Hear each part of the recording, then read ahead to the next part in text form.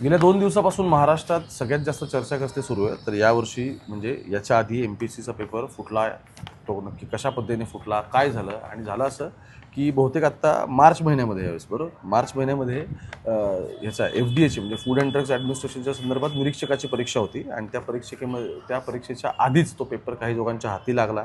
कोणाला तो by hand देण्यात आला, कोणाला तो PDF म्हणून देण्यात आला, या सगळ्या पद्धतीचे आरोप झाले. मुद्दा असा आहे, या सगळ्या प्रकरणात जो मूळ तक्रारदार होता तो माझ्यासोबत आहे आत्ता.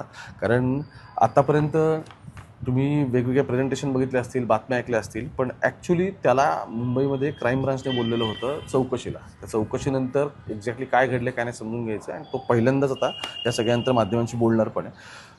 कुठला आहेस मित्रा तू? मी अहिल्यानगर. अहिल्यानगरमध्येच. बरं बरं. तू पण MPSCचा अभ्यास करतो? हो. करतोय. बरं. तुला हे कसं कळलं की काय झालं, की पेपर फुटला आहे, असं कसं काय कळलं तुला? आपण एक व्हिडिओ बनवला होता.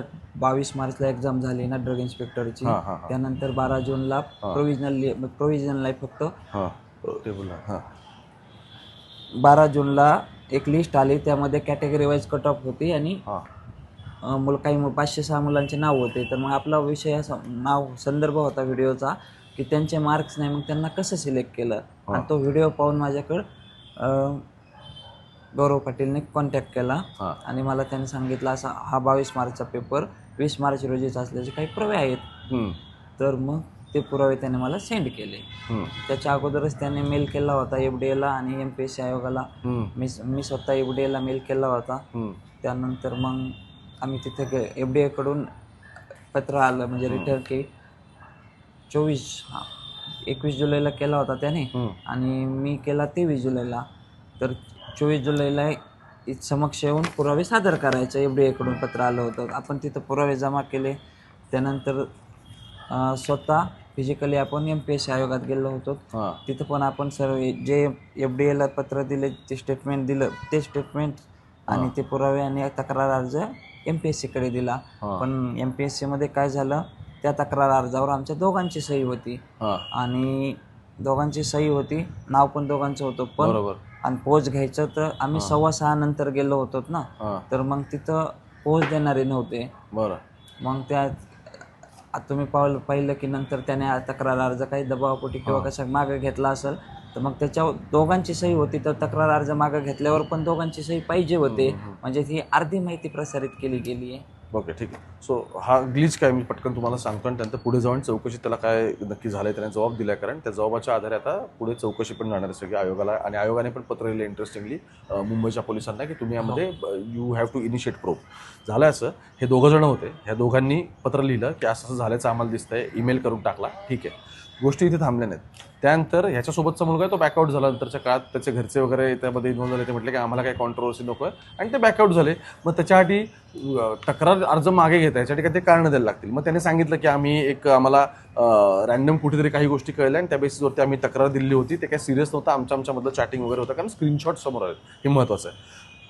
आता तो त्याने बॅकआउट केलेला होता त्या सगळ्यामध्ये, याने केलेलं नाही असं याचं म्हणणं आहे. ठीक आहे, आता परत काय झालं की हेच पुरावे सगळे कन्सिडर करण्यात आले आणि त्यानंतर याला चौकशीला हजर राहण्यासंदर्भातली ही नोटीस आली. मग नोटीसमध्ये यांनी काय म्हटलेलं आहे की बाबा 27/7/2026 तुम्ही या सगळ्या प्रकरणामध्ये जो आता परत एकदा अर्ज केलेला होता बेलापूर नवी मुंबई ठिकाणी, ते MPSCकडून या सगळ्या संदर्भात जी 22 मार्चला एक्झाम घेण्यात आली होती औषध निरीक्षक गट ब या संदर्भातली, तर 20 तारखेलाच व्हॉट्सअपवरती या सगळ्या प्रकरणातल्या बाहेर आल्या आणि मग याच्यामध्ये जी व्यक्ती होती त्या व्यक्तीला ही प्राप्त झाली असं यांचं म्हणणं होतं. आणि मग यांनी त्या संदर्भातले चॅटिंग्स, पुरावे आणि प्लस तुम्ही क्वेश्चन पेपर पण दिला होता का? हो. आणि त्यातले किती प्रश्न आलेत? 100 पैकी 90 आले. तर 100 पैकी 90 आलेत? हां, त्यांचे ऑप्शन पण सेम आणि ऑप्शनचे नंबर पण सेम आलेले आहेत. जे म्हणजे ABCD सिक्वेन्सनुसार जे ऑप्शन दिले होते ते पण सगळे सेम आलेले आहेत. ओके, मग हे असं सगळं झालंय. मग आता यामध्ये काय झालंय की चौकशीला हजर राहण्यासंदर्भात नोटीस दिली. आता आपण चौकशीकडे येऊ. तुला चौकशीसाठी बोलल्यानंतर साधारण काय झालं चौकशीमध्ये? आपली भायखळा पोलीस स्टेशनच्या शेजारी मुंबई CID ऑफिसमध्ये चौकशीसाठी बोलवलं होतं. आपली चौकशी श्री मंगेश देसाई सर यांच्याकडे. तर मग त्यांनी माझ्याकडे कोणते पुरावे आहेत, माझे स्टेटमेंट वगैरे घेतलेलं आहे आणि त्याचे आता त्यांनी चौकशी चालू आहे की स्टेटमेंट ते पुरावे काय खोटे खरे काय असेल, आणि जर खोटे असते तर मग माझ्यावर काहीतरी झालं असतं. नाही, काय आहे आता अंडर सगळं इन्क्वायरी म्हणजे आता चौकशी सुरू आहे. ते पुरावे खरे आहेत की नाही खोटे आहेत की नाही हे तर चौकशीचा भाग असेल त्यानंतर कन्सिडर होईल. मुद्दा असा आहे की या सगळ्यामध्ये स्क्रीनशॉट्स होते काही चॅट्स केल्याचे, पहिला गोष्ट. दुसरं असं आहे 100पैकी 90 प्रश्न सेम आले ज्यांच्या ऑप्शन सहित गोष्टी त्याच दिसत आहेत त्या सगळ्यामध्ये. ठीक आहे, त्याचे तुम्ही प्रश्नपत्रिका आणि या गोष्टी सेट केल्या. माझं म्हणणं आहे याच्यामध्ये आणखी कोण थर्ड पार्टीज इन्व्हॉल्व आहेत, कारण आय एम शुअर की हे कोणतरी क्लासेस थ्रू गेले असतील. हो, क्लासेस थ्रू गेलेला आहे, यात नाव येतच आहे संबंधित क्लास चालकाचा. हां मग आपली मागणी अशी होती की त्या क्लास चालकाने अजून काही विद्यार्थ्यांना दिले आहेत का, आणि जर त्यांना त्या विद्यार्थ्यांनी दुसऱ्या कोणाला दिले किंवा त्या क्लास चालकाला कोणी दिले, मग त्यांनी म्हणजे ही साखळी सगळी शोधण्यात यावी. ओके, हे माझं म्हणणं होतं. हो, कारण 90 क्वेश्चन सेम आलेले आहेत ना. त्याने गेस्ट पेपर नावाखाली जरी दिले असतील समजा 200 क्वेश्चन, पण 200 क्वेश्चनपैकी 90 आले म्हणजे आयोगाच्या पेपर सेट करण्यात त्याची काही भूमिका आहे का, हे पण प्रश्नचिन्ह उपस्थित होत आहे. किंवा मग आयोगाच्या पेपर सेट करणाऱ्याची त्याच्यासोबत काही लागेबंदी आहेत का, हे पण मुद्दा येतो इथं. मग आता जबाबामध्ये साधारण कोणकोणत्या गोष्टी महत्त्वाच्या वाटतात की त्या गोष्टींवरती हे सगळं पुढे प्रकरण जाईल, की तुमच्याकडून काय काय माहिती घेतली पोलिसांनी इन्क्वायरी नंतर? माझ्याकडून ह्या तर घेतल्याच गोष्टी, काही सोशल मीडियावरच्या आलेल्या होत्या त्या पण घेतलेल्या आहेत त्यांनी, आणि त्याचं पण चौकशी चालू आहे, म्हणजे त्यांचं साखळी जोडण्याचं काम चालू असेल. हां, पण मग तुम्ही मार्चपासून कोणाला अप्रोच का नाही झाला रे? नाही, माझ्याकडे आता 22 जुलैला आयोगाची लिस्ट लागली, आणि नंतर 23 जुलैला मी सांगितलं मी व्हिडिओ बनवला, त्यानुसार त्याने माझ्याशी कॉन्टॅक्ट केला होता. ओके, पण पहिल्यांदा तुम्ही दोघं तक्रार होता पण त्याने परस्पर तो मागे घेतलेला आहे. पण त्या फॉर्मवरती जे तक्रार अर्ज मागे घेतलं ते दोघांची साईन आहे, मग माझी साईन नाही आहे तक्रार अर्ज मागे घेतल्यावर.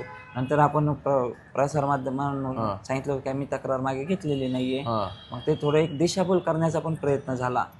बरं, असा विषय तो. मग त्यानंतर मग मी पुन्हा एकदा आयोगाला 1-2 दिवसापूर्वी मेल केला, म्हणजे काल परवा पुन्हा एकदा मेल केला की बाबा मी तक्रार मागे घेतली नाहीये. बरं, सो मुद्दा असा आहे, पेपर कसा फुटला हे जर समजून घ्यायचं असेल तर पटकन तुम्हाला मी ब्रीफ देतो. यातलं झालं असं की यांचे काही म्युच्युअल फ्रेंड्स होते जे सगळे प्रिपेअर करत होते, त्यातल्या एका व्यक्तीला तो पेपर मिळाला. तो पेपर बाय हँड ट्रान्सफर झाला का? हा, माझ्याकडे माहिती तर अशी म्हणजे सांगितली मला माहिती की नाशिकमध्ये बाय हँड देण्यात आला आहे, नाशिक शहराचा उल्लेख पण. ओके, नाशिक शहराचा उल्लेख आला आहे. मग तुम्ही जबाबामध्ये काही गोष्टींचा उल्लेख केला यातला. ठीक आहे, सो बाय हँड तो पेपर ट्रान्सफर झाला. मुद्दा असा आहे, बरं संबंधित जे तुमच्या सर्कलमधले होते ते क्वालिफाय झाले का नाही झाले यामध्ये? माझ्या सर्कलमध्ये म्हणजे आम्ही विद्यार्थी होतो, विद्यार्थी. पण मग माझं सर्कल हे अहिल्यानगरमध्ये येतो, माझं सर्कल नाशिक किंवा इकडे नव्हतं. इकडे नाहीये. पण हे म्युच्युअल मध्ये हे सगळं पुढे पुढे नाही, आमची ओळखच नाहीये, काही ओळखच नाही. पण मग तुम्हाला हे ह्याचं मूळ कुठे मिळालं, तुम्हाला सापडलं कसं काय? की सुरुवातीला सांगितलं ना की आयोगाने काय केलं की जे इंटरव्ह्यूसाठी मुलांना हे केलं ना, तर त्यांचे फक्त रोल नंबर आणि नाव आणि कॅटेगरी वाईज कट ऑफ. मग मी एक व्हिडिओ बनवला होता की बाबा त्यांचे मार्क्स माहीत नाहीत, मग कोणत्या बेसिसवर त्यांना हे केलंय की बाबा बोलवण्यात आलं इंटरव्ह्यूसाठी, आणि त्यांचे इंटरव्ह्यू कलेक्ट करण्याचं काम चालू होतं.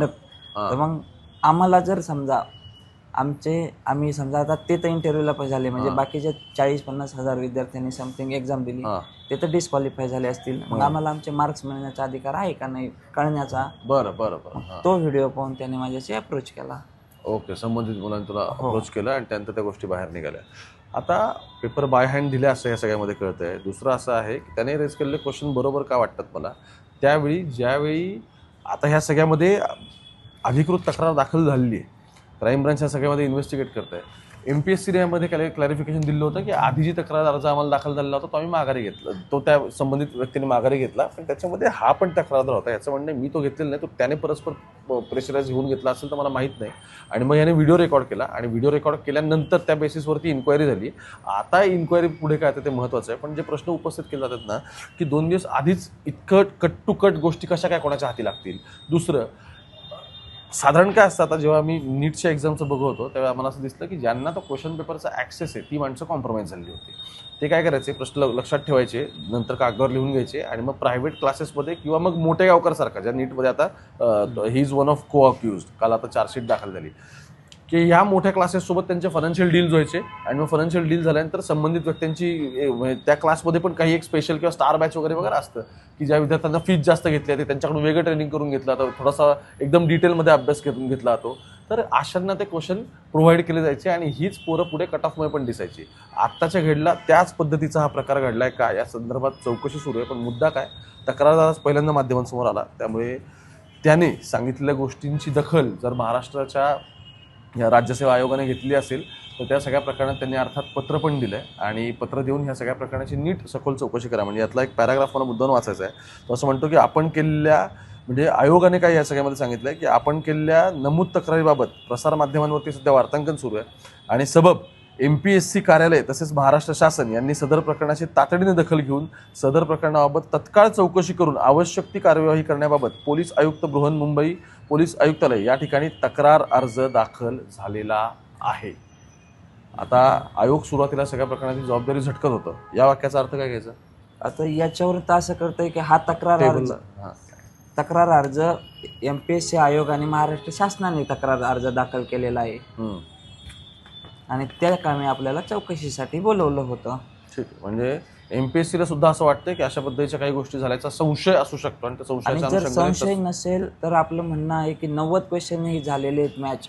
एखाद्याच्या गेस्ट पेपरमध्ये तुमच्या मेन क्लास 2 वर्गाच्या प्रश्नपत्रिकेचे 90 क्वेश्चन कसे काय जाऊ शकतात, तुम्ही त्याची पण चौकशी करा. बरं, कारण क्वेश्चन इतके कट्टू म्हणजे एकदम सेम टू सेम आल्यामुळे आणखी डाऊट त्याचा वाढतो. वाक्यरचना पण आहे एक अशी बदललेली वगैरे काहीच नाहीये क्वेश्चन मधली.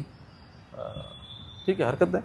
काय होतं चौकशीत बघू. आणि ह्या सगळ्या प्रकरणातली जी मधल्या काळात ॲम्बिग्युटी तयार झाली होती ती पण त्याने आता क्लिअर करून टाकली की मी काय माघार नव्हती घेतली, तो जो दुसरा त्याने माघार घेतली होती. सगळ्या नाही, माघार का घ्यायची? कारण मी स्वतः रात्रंदिवस अभ्यास केलेला आहे. माझ्यासोबत जे 40-50 हजार विद्यार्थ्यांनी काहींचे मला फोन येतो.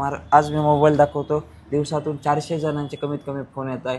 आपली स्टोरी सांगता की काहींनी सरकारी नोकरी सोडली, काहींनी प्रायव्हेट सोडल्या, फुल टाइम अभ्यास करत होते. मग ह्या सगळ्यांचे स्वप्न जर यांनी श्रीमंतांनी पैसे देऊन विकत घेतले तर मग आणि त्यांचं एकच म्हणणं आहे, दादा तू काही होऊ दे, पाठीमागं घेऊ नको आमचं.